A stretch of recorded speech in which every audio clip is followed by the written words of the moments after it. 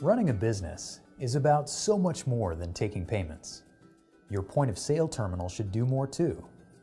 Meet Clover Mini, the compact point of sale system that can handle whatever job you throw its way. With us, we needed that space to get around, and if we had a big square in front of us, then we'd be fumbling around and it just wouldn't be space efficient. With Clover Mini, you can accept more payment types quickly and easily, including contactless and chip cards, all while keeping payments safe with advanced security technology. Getting people through the line faster, that means I'm getting more people in, and if that line is moving, people are less discouraged. They're more willing to stand in it when they see that it's flowing at a good pace. And for your growing to-do list, you'll find an app in the Clover app market that can take care of business. From tools that help you manage inventory and employees, to analytics and reports that require no interpretation, Clover's got you covered. It's an ease of use that I really like. You know, because you can search what you want, you can search the day you want, you can search the time you want. I feel more motivated to track that stuff now that I'm not going through, piles of paper. Clover Mini connects with Clover Station and many other terminals to make it work best for your business. And with Clover in your corner, you've got endless options as your needs change. You deserve a solution that does more than accept payments. Clover. Big possibilities start here.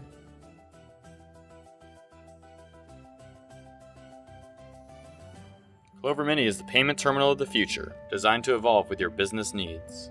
Let's proceed with setting up Clover Mini. Before we open Clover Mini, open your email client and search for an email titled Clover Activation Code from support@clover.com. Then, open the email and write down your activation code so that you can have it nearby during device activation. Now let's do a quick supply check. When unpacking Clover Mini, you should see Clover Mini with a mini hub attached, external power adapter block, external power adapter connection cable, Ethernet cable, USB cable, screwdriver, 2 printer paper rolls, and the Clover Mini feature guide. Clover Mini should come with the Clover Mini hub attached. However, if you need to change the side through which Clover Mini's hub comes out of, first turn Clover Mini over to access its underside. Next, use the provided screwdriver to loosen the green screw. Now, switch the cable to your chosen direction.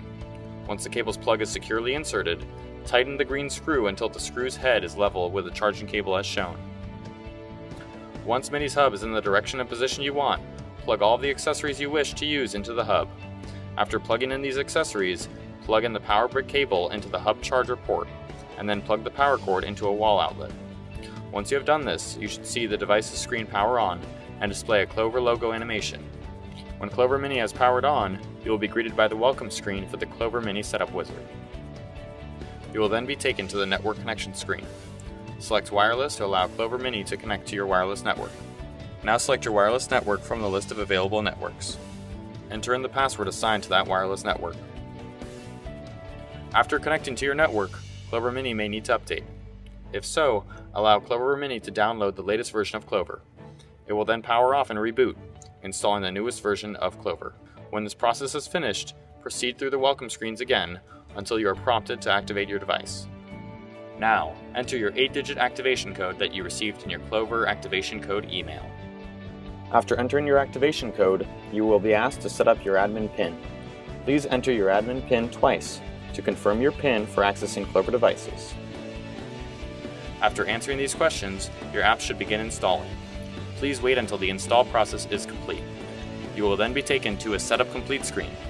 Press Next on the Setup Complete screen to be taken to the home screen. Here, you will see your 3 primary action apps, other apps below, and current sales and tips for this shift. You have successfully set up Clover Mini. Now you can use Clover Mini to process payments, serve customers, and better run your business in your store and beyond.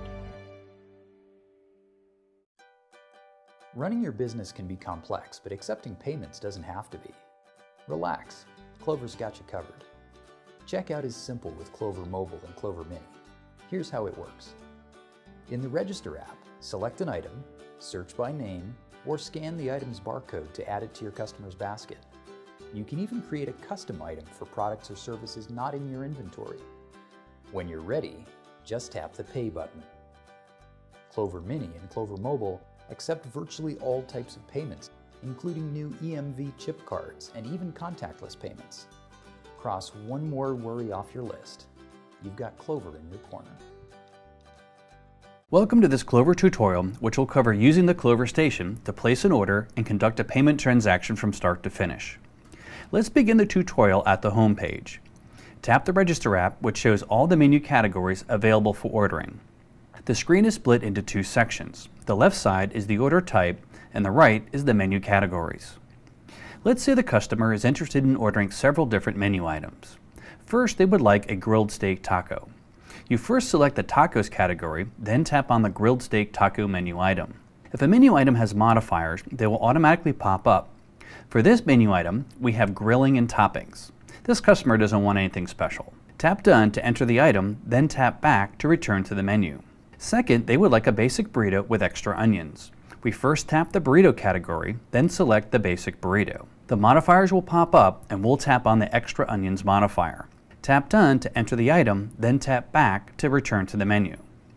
You'll notice on the left side of the screen the items that we have selected are now listed. Third, they would like 2 large sodas. We tap the drinks category, and from here there's 2 ways to process this order.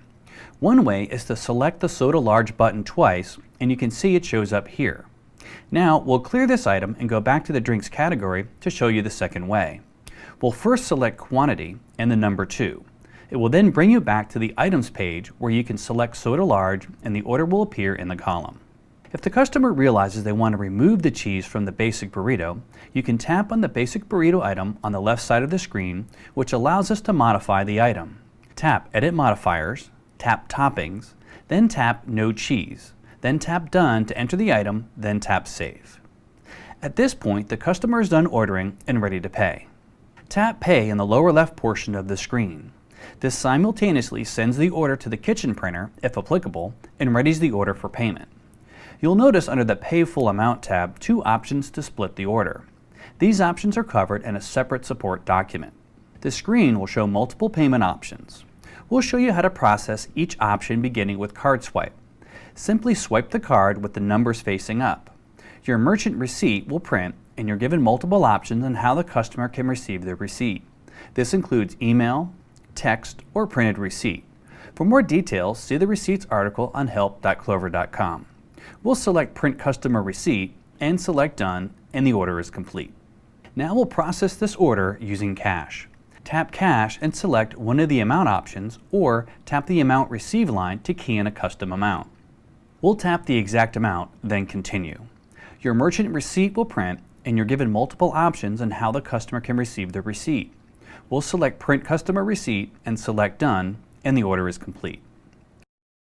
Next we'll cover receiving a check. The check button is essentially a button that allows you to pay out the order, since Clover does not process checks at this time. Simply tap the check button and follow the same process for giving the customer their receipt. And lastly, manual card entry. Tap the button and the card information screen pops up. Enter all the card information, then select Continue. The payment will process and the receipt options will appear. This completes this transaction tutorial. There's additional training videos and information at help.clover.com. Hi, welcome to Clover Training. In this video, you'll learn about managing categories and inventory items. So to begin, we want to get to our main setup menu, and we can get there in one of 2 ways. From this home menu, we can select here, Setup, or another way to do it is up here in the top right-hand corner. If we click on that, you'll also see Setup, and it takes you to this same menu. And once we get to the setup screen, we're going to select Inventory. And then once we get to the inventory screen, you're going to see on the left-hand side here that we have Inventory and Modifiers. And the top row, you're going to see all the categories along the top. And then down here we have Add Item, Category, Edit Category, Remove Category. And then what this shows is what items are in this category. And the blue line right there represents that category is selected. If I select nachos, these would be the items in the nachos category. Okay, so we're going to begin by adding a category, and you just come up here and you click on that, and we're going to create a vegetarian category, and we're just going to abbreviate it by VEGET, and we're going to click Add.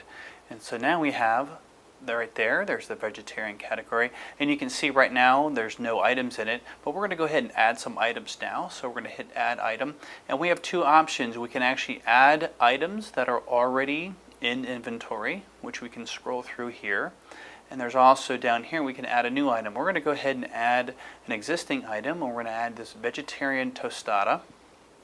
And if I click here, you're going to see there it is, and we're going to add one more item while we're here, since we can. And let's see, we have a vegetarian taco. So let's go ahead and do that.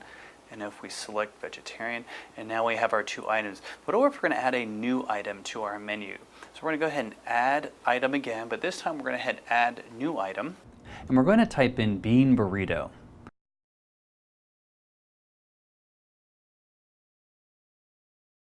Below that, you can see the alternate item name line, which is used if you'd like to have a different language print on the kitchen printer. We're going to go ahead and type in the Spanish equivalent.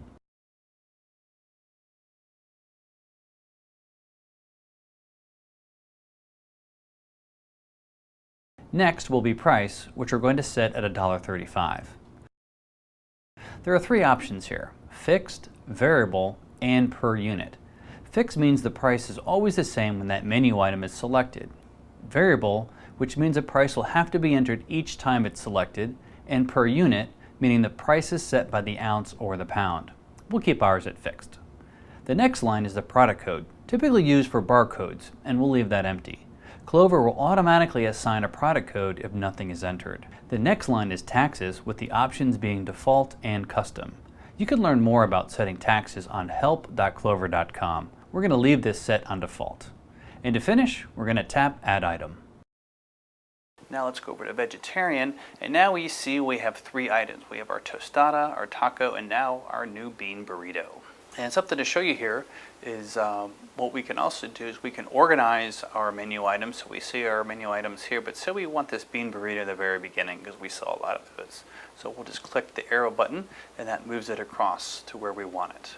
So we've added our bean burrito to our vegetarian category, but we'd also like to have this bean burrito, of course, in our burritos category. And if we look here, we see we should add it.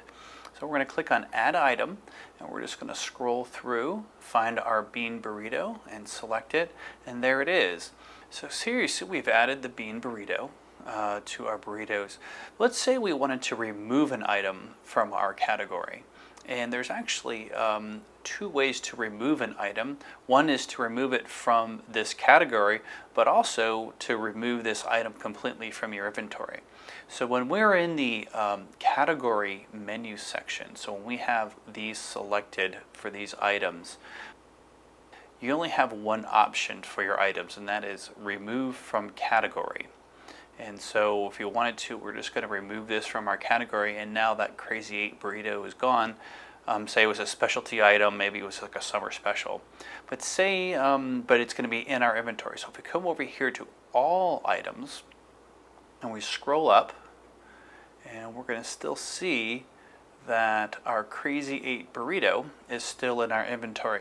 Let's just say that item is now no longer being used, and we want to remove that from our inventory.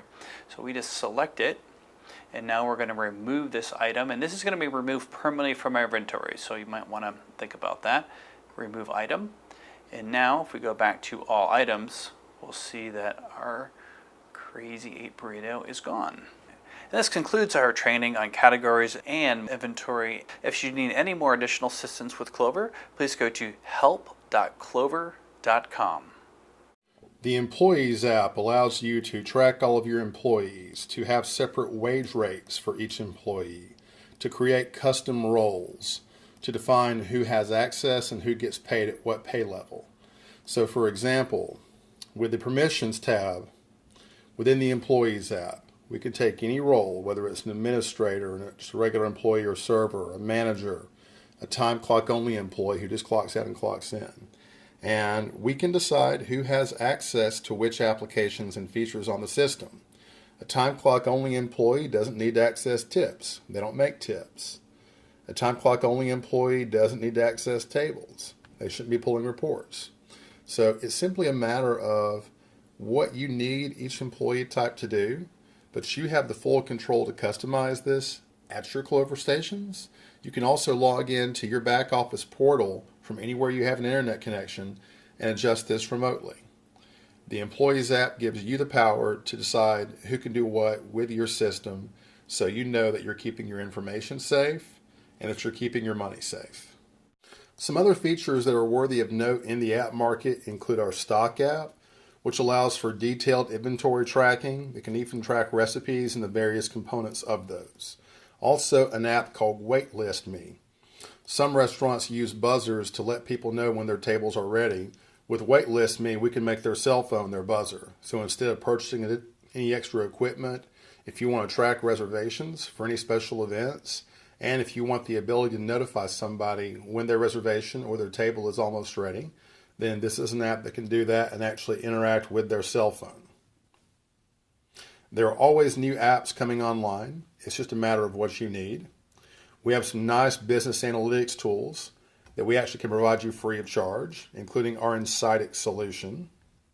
That's an application that can actually even tell you where your customer base comes from, where your customers spend money, where they live, if you want to see what you're drawing from. It can give you detailed reporting on what products are selling for you, on where you're making your money. If you need some marginal cost reporting, if you want to see what you're doing compared to a previous time period, if you want to see what you're doing compared to other people in the industry, this is information that we can provide because we can leverage the sales data that we have by virtue of powering over 45% of America's credit card transactions. There are lots of different things we can do for your business. Nobody needs every app on our market. There are plenty of free apps that are great. All the paid apps have a 30-day free trial. A typical customer may use anywhere from 2 to 5 applications. No one uses 100. But again, we want to give you choices so you can look and evaluate what is best for helping you grow your business and to save time in doing so.